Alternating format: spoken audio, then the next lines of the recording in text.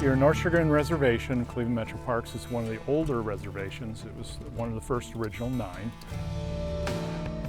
William Stinchcomb, our first director, wanted people to learn about the outdoors. After almost a decade of acquiring land, he said, wow, now we got to show people what's out here.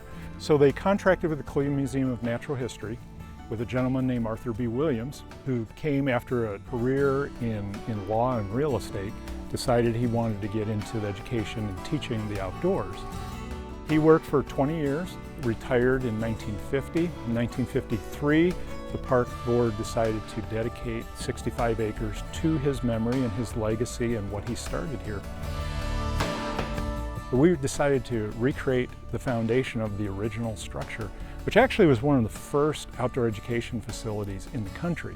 And people came from all over to study what A.B. Williams was actually doing. The trail that goes through here, goes to the Sylvan Loop trail, has been recreated, reworked. The crews around here have done a fantastic job of taking away the old trails that weren't working, putting in new trails. All the woodwork used on the bridges and that is milled from Cleveland Metro Parks.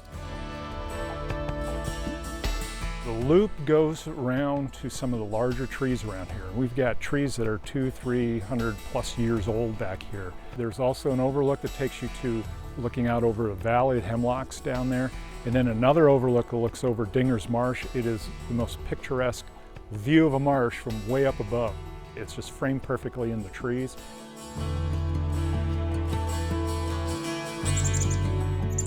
The birds out here, chickadees, cardinals, all our types of birds. There's raccoons, toads out there. There's all kinds of things wandering around.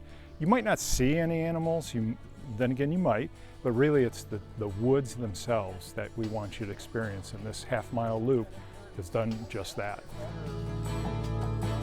The North Chagrin Nature Center staff leads programs back here for school groups, seniors, public. You'll walk right next to trees that are this big. The trail takes you right past some of them. But if you really want to know the names, it's the natural staff that'll help you. Basically carrying on what A.B. Williams did, started in 1930. Stinchcomb's idea of why Cleveland Metro Parks was to get people away from the hustle bustle every day and out here.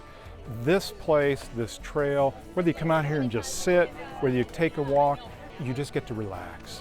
You just come and be, and it just takes over, and you feel a sense of peace and calm. Don't we all need a little bit more of that in our lives?